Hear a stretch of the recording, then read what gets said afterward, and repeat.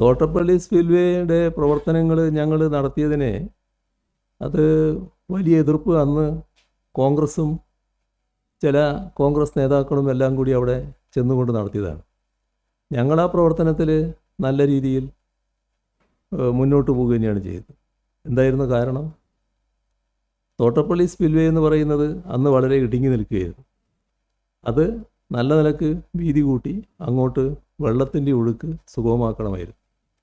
ആ വെള്ളത്തിൻ്റെ ഒഴുക്ക് സുഗമമാക്കാൻ പറ്റില്ല എന്ന് പറഞ്ഞുകൊണ്ടാണ് ചില ഇടപെടൽ അവിടെ ഉണ്ടായത്. ആ ഇടപെടലുകാർക്ക് വേറെ ഉദ്ദേശമായിരുന്നു. ഈ പറഞ്ഞ അവിടെയുള്ള കരിമണലുണ്ടെങ്കിൽ ആ മണൽ അടിച്ചെടുക്കുക എന്നുള്ള മറ്റുദ്ദേശമാണ്. അതിനുള്ള തട്ടിപ്പ് നടത്താൻ വേണ്ടിയുള്ള ഉദ്ദേശക്കാരാണ്. ഇത് നേതമായ രീതികളിലാണ് കാര്യങ്ങൾ നടന്നത്. അവിടെ എൻ്റെ ഓർമ്മ KMML-നെയാണ് ഏൽപ്പിച്ചിരുന്നതാണ്. KMML ആണ് അവിടെ ഈ പറയുന്ന ഖനനം നടത്തിയത്.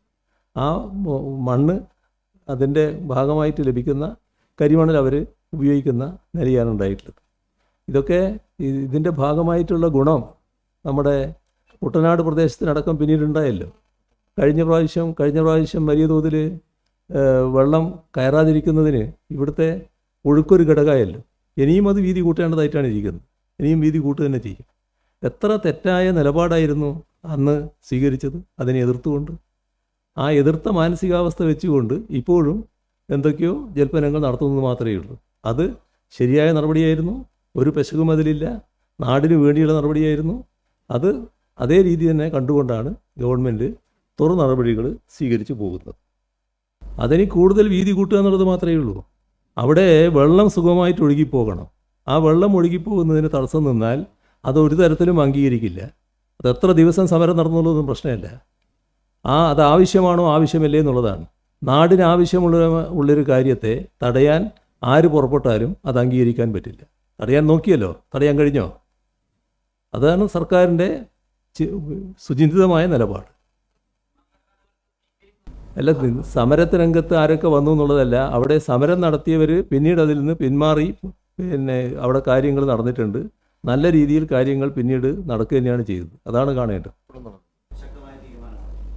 അല്ല, 2018 പ്രളയം വന്നപ്പോൾ നമ്മൾ ഒരുപാട് കാര്യങ്ങൾ ആലോചിച്ചു.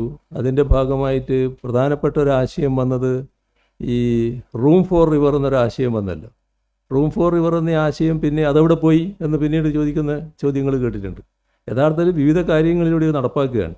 ഈ വെള്ളത്തിന് കൃത്യമായി സഞ്ചരിക്കാനുള്ള വഴിപാടെന്നുള്ളതാണ്.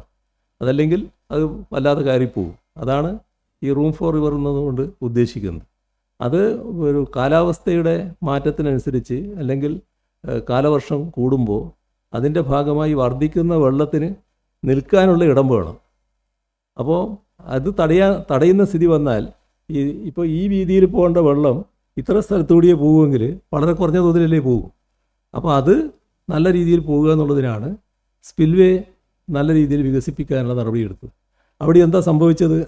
അതിൻ്റെ തൊട്ടിപ്പുറത്തുള്ള സ്ഥലത്തൊക്കെ വല്ലാതെ ഇടുങ്ങി വന്നു. അത് പിന്നെ വലിയ തോതിലുള്ള വെള്ളത്തിന് യാത്രക്ക് തടസ്സം വന്നു. അത് മാറ്റുക എന്നുള്ളതാണ് ഉദ്ദേശിച്ചത്. അതിന് നല്ല ഫലം ചെയ്തു. നല്ല രീതിയിലുള്ള മാറ്റവും അവിടെ ഉണ്ടായി. അതാണ് കാണാൻ നമുക്ക് കഴിയുക.